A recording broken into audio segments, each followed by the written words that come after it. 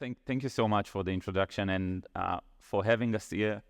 I think that the presence of Israel and Israel is here is thanks to you and your efforts. And for a few days, it feels like normal, and it's so important for us and for the ecosystem. So really, thank you. Thank you for joining. I know it's an early hour of the day, but I hope we will make you wake up on the better side. Let's start. What I want to say as an opening is that we are all living in between two poles. The poles, it's the venture poles, the poles of fact and figures and excels, and the other pole is uncertainty, assumptions, hopes, crystal balls. We are living in between. It doesn't matter if we are founders or VCs, we are looking for the future and hoping for the best. Having turbulent times like we have now adds to this uncertainty, but it adds also other components, and I think we will address most of them. I tried to figure how many years of experience we have here, and I got to about 120 years of medical experience, innovation experience, investment experience. So I think we will get a good sense of investing in Israel in these very uncertain times. And I'm honored to have all these panelists here today. I'll start by introducing each and asking each, so it will be fluent. First of all, Professor Beyar. Professor Beyar was the Dean of the Medical Faculty in the Technion. He used to be the CEO of Rambam, the largest medical center in the north part of Israel, one of the largest in Israel. And he's also a venture partner in LSI VC, and of course the co-founder of ICI meeting for the past 25 years. So the first question for you, as a managing partner at a VC, you probably get calls from co-investors. Once the war started, they probably called you to understand if the investments are safe. Should they do something? What are the stage of the companies vis-a-vis the war? Tell us, please, about that. Well, I think that first of all, it is natural that any investor want to see how the company is doing at difficult times. It may be economic difficult times. It may be other types, social issues. Other unrest in the region, something like that. We had some calls, but what the VCs want to know is the companies that are already in the portfolio are well-funded to go through these difficult times. How do they deal with the staff that's part of it, maybe drafted, and they have to overcome these difficulties over time. And we just supply them with facts. The fact is simple. There were difficult days where, let's say, almost 10-20% of the workers were drafted in some companies. But after some time, the commitment of everybody else to fill in for those who are missing, the commitment of the company to continue its task under the entire condition is what makes it a great success. And we see companies like that even in these difficult times are successful in moving fastly in their goals to achieve them, because we see this is our strength. Our strength is the ability to work under difficult times. This is true for the companies. This is true for ICI also. We went through cycles of, difficult times, and we are there 29 years, not 25 years. So I think younger. Yeah.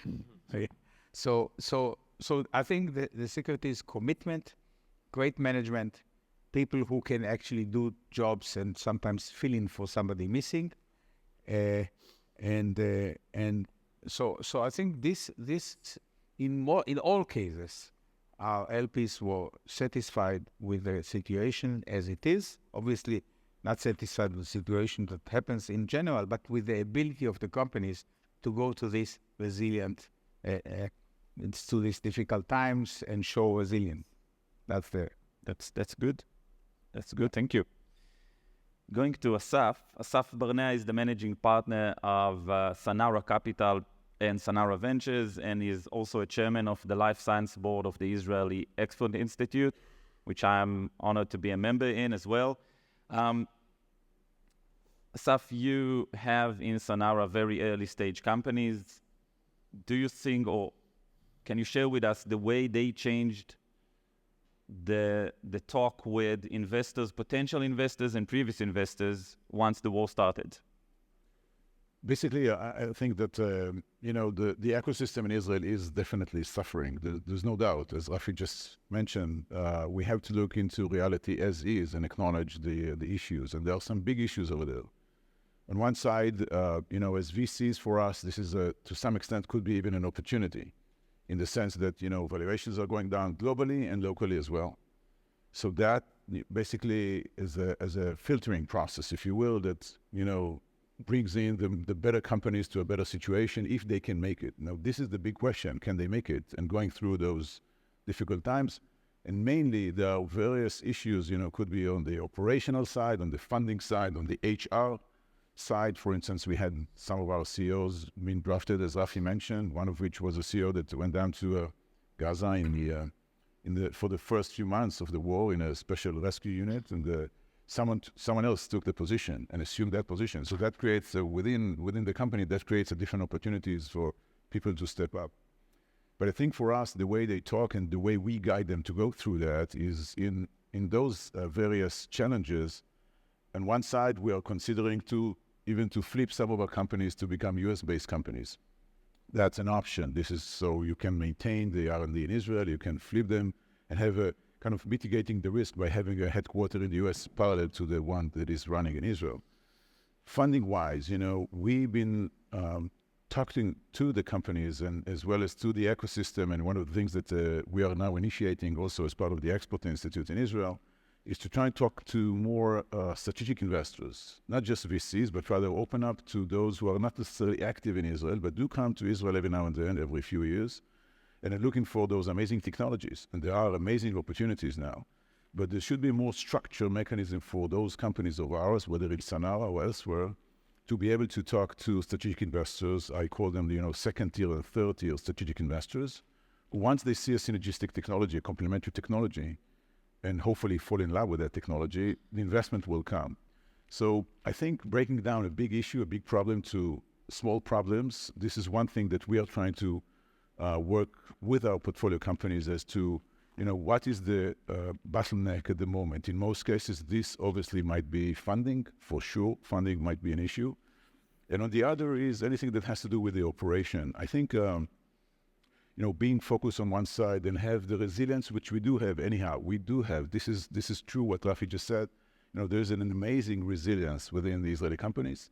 And something that you combine with the practical operational issues of what's the focus, what's the next step, the clinical stage, the funding stage. This is something that is beyond the day-to-day. Thank you. Thank you for that. Daniel, going over to you. Daniel Ellen, he heads the healthcare vertical for Unorthodox Ventures. Daniel is a PhD in immunology and gene therapy. And what I wanted to ask you is about the stereo vision that you have. Being a US VC, the headquarters is in Texas, and you as the representative in Israel. And being an American-Israeli man, how do you find, is there a gap between how Israeli ecosystem perceived in the US, the risk in investing versus the entrepreneurial spirit that we have here? So how it is perceived in the US versus how do you feel it in Israel? Yeah, absolutely. So just for some context, I live in Israel. I got linked up with Unorthodox Ventures. I was already based out of Israel, but Unorthodox Ventures is not an idealistic investor in Israel. It's an opportunity that our founder, Carrie, saw the entrepreneurial spirit of the Israeli people, of the Israeli ecosystem, and that drew him to want to invest in Israeli tech. So as far as kind of has that shifted, I think he sees it as an opportunity. We see it as an opportunity that hasn't really changed. In the stats and the data throughout the difficult period before the war and through the war now, we've seen a very consistent investment from foreign entities. It hasn't really gone up like one would hope to see, but it's really stayed quite consistent. And we hear this from other investors. Maybe Rafi and Assaf, you guys can speak to this with LPs coming from outside the country, but we've heard from people raising funds in Israel that LPs outside of the country that have already invested in Israel in the past, they're more likely to stay. Right now, in attracting new LPs from outside the country, that's a little bit more of a challenge, but people who have already familiarized themselves with the Israeli ecosystem, have already traveled to Israel, understand the reality on the ground, are more likely to continue to view it as an innovation nation, as a startup nation, as a place where new innovation will come. Just like throughout the rest of the world, we've seen a dip in new company formation. I think that's a reality in the current economy that everyone's dealing with. Israel maybe more poignantly, but that's kind of something we hope will pick back up as the economy kind of thaws and recovers. But again, as opportunistic investors from outside Israel, we see new innovation, the same resiliency of the people, of the founders, maybe even more kind of as you go through a crucible, those fine skills, you're able to fine tune those skills and really optimize output on the other side. So as far as commitment to Israel, we still see it as an opportunity. We still see it as, a place where a lot of innovation comes out of, and that hasn't changed. Thank you. Now, going to Sharon. Sharon Handelman-Gotlib and I work together for one of the globally largest provider and payer in Israel. So we know for many years. Sharon is the co-founder and CEO of Shela. It's a precision medicine, digital health, parental app or technology. And Sharon is very active in the femtech ecosystem in Israel. What I want to ask you, we heard the investors side. Now we can hear the startup side. What went when you were talking to investors, when you were trying to raise funds? What is your perspective on that? Sure. So I'm hearing the investors and from really the founder and I'd say the company, the startup's perspective, I'd say there's always generally this tension between the long vision, the long-term vision that we want to see, and to show how we move innovation forward, and then how we do the de-risking in specific areas. And here in the crisis, I'd say it's just amplified. So managing the tension is what the investors from my side wanted to see in the beginning, at least, of this situation and these challenging times. And unfortunately, I'll say that maternal health is a huge space picking up, and I didn't see any kind of slowness of people reaching out to me or approaching from an investor perspective. The deal flow continues on. The momentum is still moving forward. Yes, they want to see more proof points, more validation. Hear that we have clear strategy, a clear plan in place, and once you have that, and again, Assaf and Rafi spoke of this resilience, once we're able to present that, and I present Shela's strategy, success stories, accomplishments, achievements, etc., it gives the reassurance that is needed and say, okay, we'll move on. Let's continue that. So I'd say that there is higher uncertainty, for sure. You cannot dismiss that or ignore that. But with the technology that we bring, with the strength, with our capabilities, with a success, you say, okay, it's an opportunity. Why not seize this opportunity? So I think things are doing okay. I'm not saying great. I'm saying there is way and room for improvement for sure, but we're in a good place. Thank you. Yeah. And just as a note about what Assaf said and Daniel said, so Assaf was talking about CEOs that replaced each other or supported each other, and we have here Gal Neumann with us. She founded Wartime CEO. It's like course, a non-profit organization that started mutual support between startup in Israel and between startup and investors, making it happen, making it run smoother and with less bureaucracy and less hurdles on the way.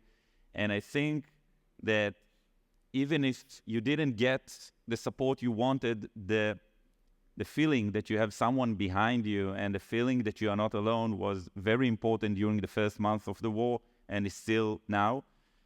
And going to what Daniel said about getting to know Israel, and if LP already invested, it will be easier for him to invest than a new one. So Scott, back to your visit to Israel on February, I think that you can testify that after being in Israel and not seeing it via what you see on TV, it's a total different perspective, and you get to understand that we are standing on our legs and we are stable, and this ecosystem continues to generate great things. So if some of you haven't been to Israel, you are more than welcome. You will find very hard time to have a room in one of the coffee shops. Everything is fully booked, especially in the big cities. So it's not a war feeling in the big cities in Israel, of course, just in the north and in the south part, but the central parts are live and kicking. And I'm not representing the Ministry of Tourism, but you're welcome. So let's go back to another round of questions so we can use our time best. Assaf, going back to you, the companies of Sanara, you talked a little bit about it, but coping not with investments, coping with the atmosphere, having people drafted, having people that the spouses were drafted, or even like someone from the family got hurt from the war. Mm-hmm. Say a few words about that, please. So, as you rightfully mentioned, it is complicated. It is complicated. So we've been talking about the opportunity on one side, and by the way, not to be a kind of like the shark VC saying it's an opportunity for us because valuation is going down, but think of the opportunity truly in terms of emergency medicine.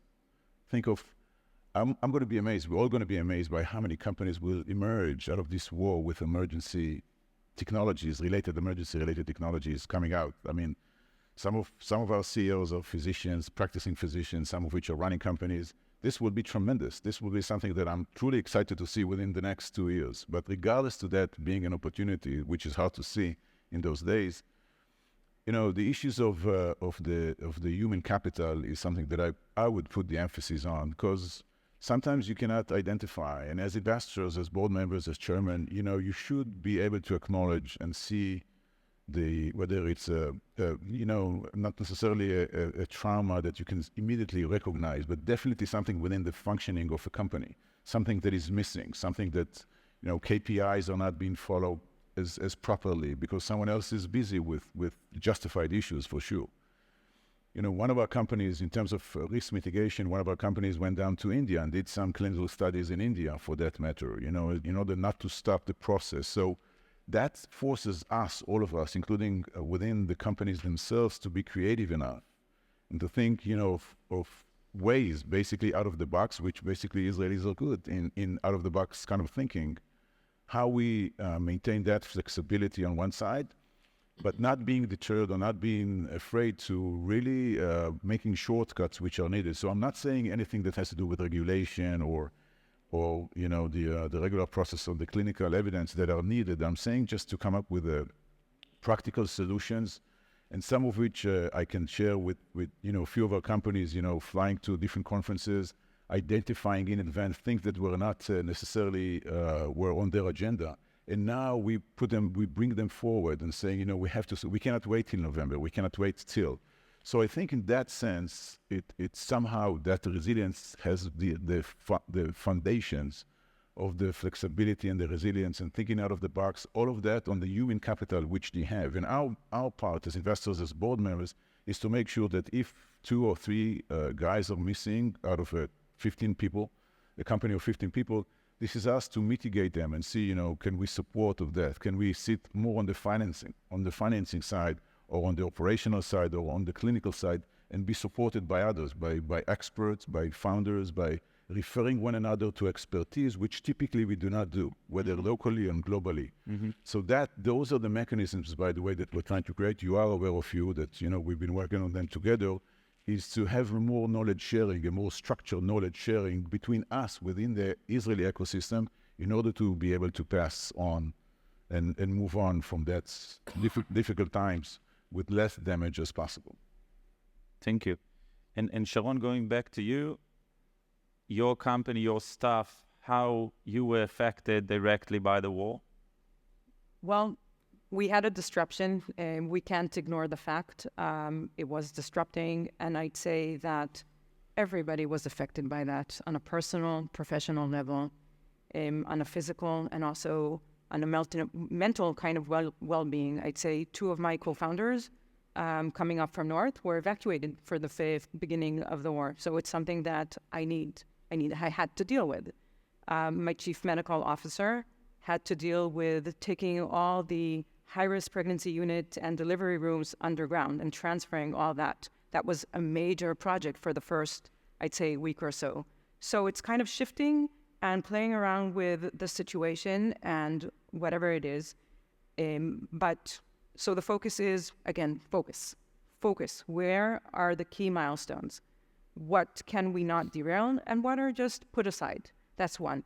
And the second point, which was very important for me, was making sure and maintaining the well-being and mental health of everybody. So ensuring that everybody is okay, helping out where possible. So that's something that for me as a CEO was very important to ensure. And I also kind of gathered and collected everybody, the management team, on October 8th, the day after, saying, listen, specifically, we had a very important week. Every day and every week, of course, is important, but significant milestones, significant meetings. And I said to them, listen, we are staying the course. Again, this resilient notion that we spoke about.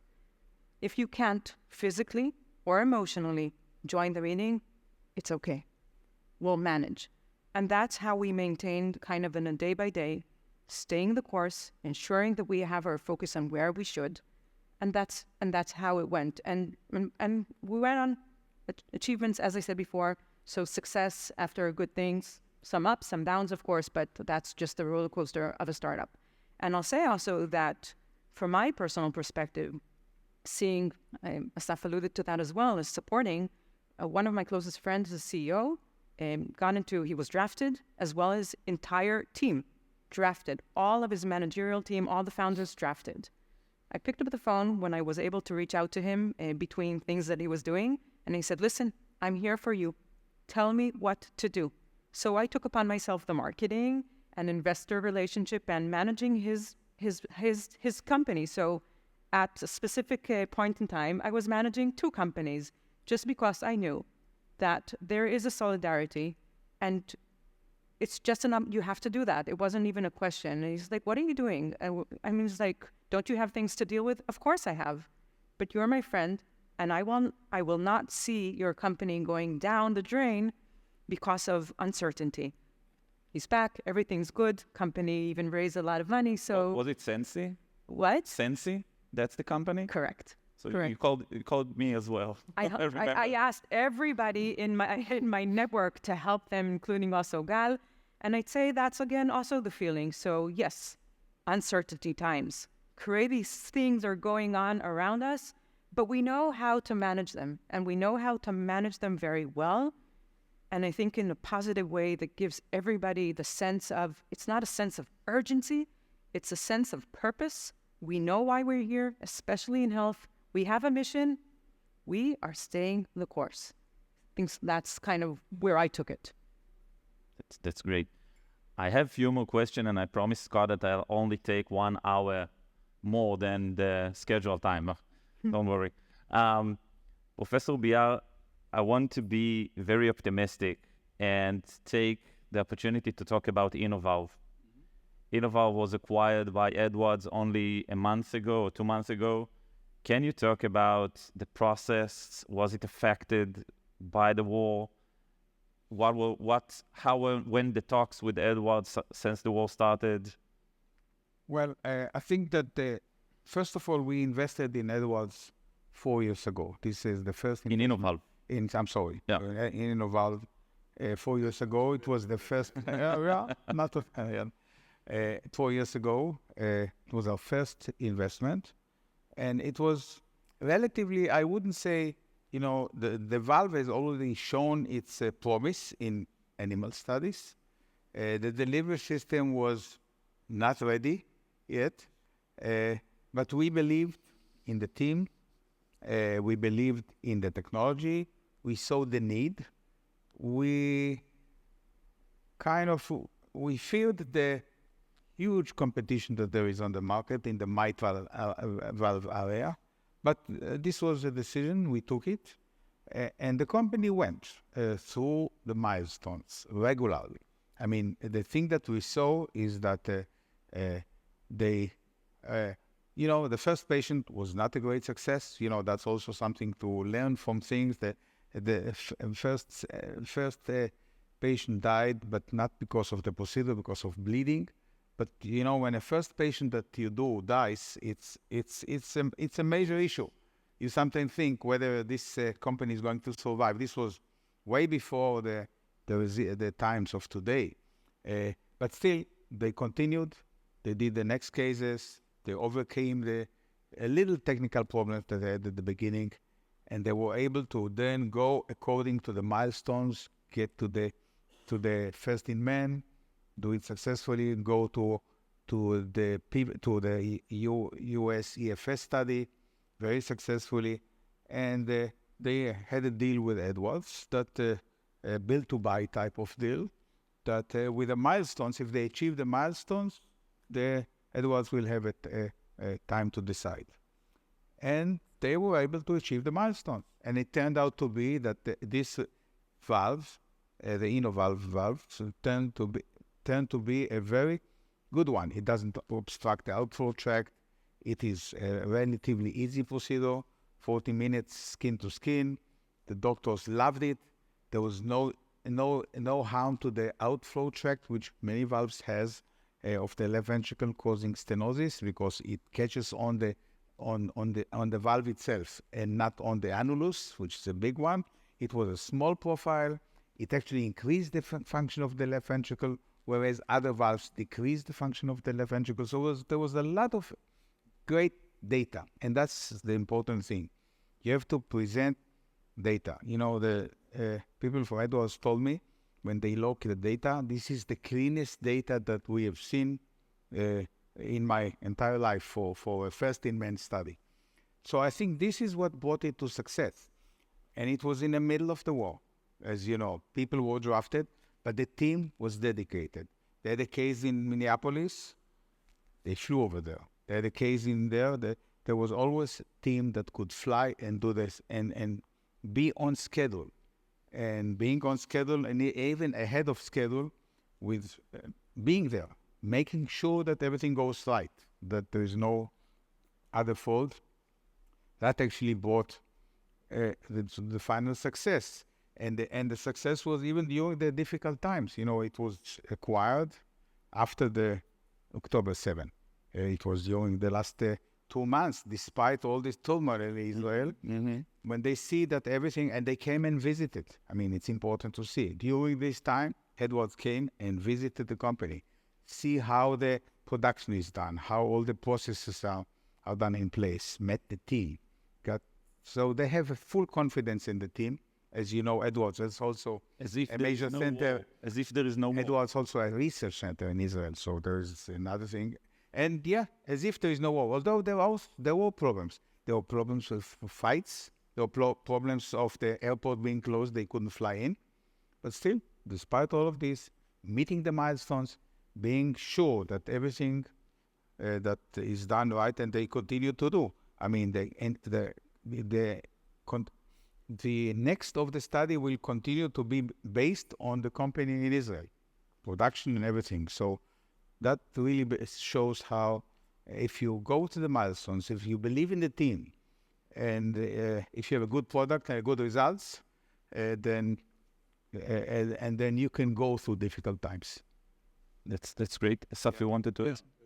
Going back to what Professor Beyar just mentioned, and I'm using this platform, the LSI platform, to call upon our friends and colleagues on the venture community side globally. In most cases, also the strategic one. In cases where you find the disruptive technologies, like 2 examples that we've been investing while the war took place. One of our companies called Nanodrops, drops in your eyes to replace lenses and glasses. We had a strategic investment from one of the more significant players, co-investing with us. Same goes for 2 weeks ago, we invested in a company called Discio alongside Supernova from Paris and Bold Capital from California. So when you guys, corporate VCs or VCs, identify an opportunity in Israel, do talk to us, the local communities, because in most cases, either strategics or VCs would like to have a local partner, a local venture team on the ground in Israel, exactly to mitigate those issues that we can help you guys, not to pass on an opportunity, but rather to embrace it, using us for co-investment, for managing the company in those days. And this is something that we need to convey a message, a clear one, that we are here to stay, we're here to support you guys, and not to miss opportunities that you guys find as attractive. Thank you. Very important. Daniel, going back to you, we didn't speak, we touched it, but I want to be very specific, talking about the Israeli entrepreneur. The guy that goes to the army at the age of 18, goes to the college only at the age of 22, 25. How do you find the Israeli entrepreneur different from entrepreneurs in other parts of the world? Yeah, I mean, I'll speak specifically about the Israeli entrepreneur. And obviously, there's great entrepreneurs everywhere, but specifically something that we see maybe disproportionately in Israel. But the process of going straight from high school to the army and sometimes getting thrown into a role where you might have 5 to 10 people under you at age 18. You might have 30 people under you by the age of 19. You might be, an officer running a project by 20. You might have 100 people under you by the age of 21. So it scales up very quickly. In the American Army, it's a little bit different. The officers might come in from officer school. In Israel, everyone comes from the bottom up. And I think there's a project management skill that people learn at a very young age, obviously depending on the unit, that's critical to then maybe spin out a company from the Army, maybe, go to university and then create a company after that. And I think those skills are ingrained at quite a young age. Additionally, I think there's an atmosphere in Israel, maybe partially brought on by the constant existential threats. Tomorrow's not promised. That's definitely a mentality that undergirds everything in the country. But everyone knows someone who's exited a company. It's, the joke is everyone's cousin has exited a company by 20 and everyone's, uncle by 25. So there's a concept of why not me? Why can't I go out and raise $100 million and sell a company for $500 million in my early 20s and then become an angel investor and be a billionaire by 28? So there's a mentality of why not me? I can go do my own thing. I don't need to work some cushy corporate job in order to, eventually at some point do something. It's kind of a act now, tomorrow's not promised attitude. That attitude sometimes has to get checked. That attitude can sometimes lead to hubris and arrogance, especially in the medical space where your market is the United States and you need to know that market. And there are definitely Israeli entrepreneurs that need that ingrained in them from the early days of, even preclinical studies of your market's the United States. You need to know that market backwards and forwards. If you don't know the regulatory risks, if you don't know the commercialization risks, the reimbursement risks of the United States system, which is unbelievably complex and completely different than the Israeli system, then those can be stumbling blocks down the road. So that's something we try to really help with and try to parse out in the early days of our diligence with the entrepreneur, with the CEO, to try to identify those risks or those potholes and try to fill them where we can. Yeah, I totally agree. When the war started, I published some article in the Jerusalem Post saying that the Israeli entrepreneur, at the age of 22, he already led some people. He already found a lot of courage, and he understands that he needs to work fast. He needs to take decisions in a very uncertain atmosphere. And the way to bring technologies from the civil arena to the military and and backwards, it works. Also, Alive invested in one company.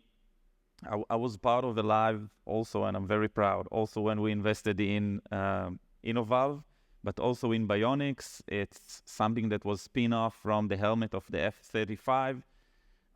Things are happening, and for the good way, of course. And I think that the Israeli entrepreneur, it's for a good reason why something is different about this ecosystem, and I think it starts with that. And we have, if I could just add, you see this in the United States as well, the disproportionate percentage of entrepreneurs coming out of the Navy SEALs, for example. Wow. You see that there as well. So in a country where everyone's obligated to draft, some go into intelligence, some go into special operations, some go into combat. It's just kind of a funnel, again, a kind of a crucible that people go through at a very young, impressionable age. And I think that definitely plays into it later on. Good to know.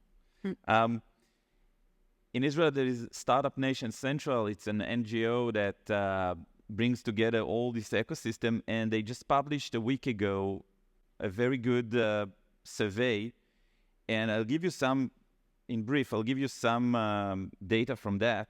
So there are over 7,000 companies active now in Israel, not just in the medical field, but 7,000.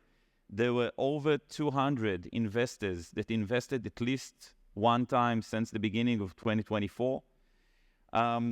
Private funding rose for the first time since the second half of 2021, so 3 years, and it reached 5.1 billion across 32 rounds of investments, and M&A exits like the one of Innovalve were at 4.1 billion for 29 deals. Again, it's the highest since 2021. So it looks like in some way the ecosystem goes back on track. The numbers are getting higher again. Hopefully these numbers will continue rising. And just we have a closing argument, and I want to ask all of you, and try to be brief. Let's say that the war ends today, okay? And peace comes to the region and everything. What do you think will happen, let's say, the first 2 months and the first year after the war ends? Let's do it that way. Daniel. Everyone will celebrate. It'll be amazing. There'll be a little bit of shock, and but obviously that's what we're all hoping for. I think there will be a tremendous amount of exchange of capital in and out of Israel. We saw after the Abraham Accords, the first week of the announcement, I think there were 25 full flights of Israelis flying to the UAE and back. There were, businesses set up already in the UAE. So I think that's just a small example. I think that'll kind of open the floodgates to the exchange of travel, of capital, of knowledge, both within the region and across the Atlantic. Sharon. I say first, this too shall pass. So we'll see the better days coming very soon. That's one. We're optimistic. And a new wave of investors will come in, and we'll see the shift coming in with new companies emerging, new ideas, and again, this interchange between companies and countries will come, and we'll see some very strong technology, especially in health, mental health. So it's not only emergency, mental, cyber, and other categories and domains. We'll see those all kind of booming out of Israel with new energy flowing out of that. And it would be a cool era, a new cool era. Hopefully so, Assaf. So just going back to that, COVID days, we were first to use the vaccination, and it was a huge test bed for the COVID vaccination. The COVID vaccination. I think, unfortunately, very unfortunately, but due to that, anything that has to do with post-trauma, mental health, and emergency medicine, this will be booming. There will be another layer of innovation coming out of that, including unparalleled data that you can think of. I'm saying it with tears in my eyes, honestly, but that's the way it is. And nonetheless, there will be as mentioned before, I think that will be resulted eventually in hundreds of new companies that will start using that data, understanding of where we are, and hopefully bring it globally to a better place. Rafi. Well, I think that we have to remember that in Israel, it's the second war that we are going to end. The first one was the COVID war. It was 2 years war. There were lots of casualties also there, as we all know, difficult types of casualties. But it was a challenge for the high-tech industry in itself. You know, digital health was booming, then they crashed a little bit. So the world is changing, but there is no question in my mind that the entrepreneurial spirit will continue and may even be enhanced. Once things settle down, there will be more investment, and very early ideas that today are very difficult for them to get funding, will be able to get funding. So we'll see more things happening. The major issue, the major limiting issue today is not the manpower, is not the flights, is the funding that needs to become to the early stage companies, and even sometimes to the later stage, to around B, C, where you need to go. That's where the challenge is in Israel today. And obviously when it opens up after things are settling down, that this will create a new era of innovation. Hopefully so. Before wrapping up, the first Prime Minister of Israel, David Ben-Gurion, he said that in Israel, if you want to be realistic, you have to believe in miracles. So I hope it will not be a miracle and this war will be over very soon, and all what you said will happen. I share the same optimism, and I think we are on a good and stable ground, and we will prevail, and the medtech will get back. And as Scott said, I think that the Israeli part in the global ecosystem of innovation is so important and central. We must go back. We don't have any other choice. So I want to thank Scott for having us on this panel and on this conference, and I want to thank all of you and the panelists, of course, Daniel Ellen, Sharon Handelman-Gotlib, Assaf Barnea, and Professor Rafi Beyar. Thank you so much, and have a great day.